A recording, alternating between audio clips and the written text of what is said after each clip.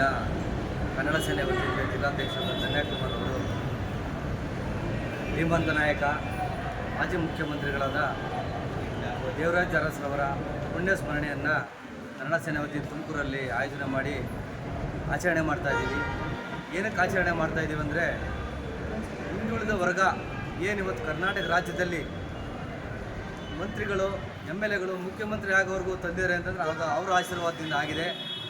ತುಮಕೂರಿನಲ್ಲಿ ಏನಕ್ಕಪ್ಪ ಅವ್ರ ಹೆಸರಿಟ್ಟು ಅಂತಂದರೆ, ಇಡೀ ರಾಜ್ಯ ಕಂಡ ಅಪ್ರತಿಮ ನಾಯಕ ಯಾರೇ ಆಗಿರಲಿ, ಯಾವ ಇದಾಗಿರ್ಬೋದು, ಯಾವುದು ಕ್ಯಾಸ್ಟ್ ಆಗಿರ್ಬೋದು, ಒಂದೇ ಸಮಯ ನೋಡ್ಕೊಂಬಂದು ಹಿಂದುಳಿದ ವರ್ಗದವ್ರನ್ನ ತುಳಿದು ಅದನ್ನು ನೋಡಿ ಅವರು ಇವತ್ತಿನ ದಿನ ಹಿಂದುಳಿದ ವರ್ಗದವರು ಏನು ನಾನು ಹೇಳ್ದಂಗೆ MLAಗಳಾಗ್ತಾಯಿದ್ದಾರೆ ಅಂದರೆ, MP ಗಳಾಗ್ತಾಯಿದ್ದಾರೆ, ಮಿನಿಸ್ಟ್ರುಗಳಾಗ್ತಾಯಿದ್ದಾರೆ ಅಂದರೆ ಅದು ದೇವರಾಜ ಅರಸರ ಆಶೀರ್ವಾದ.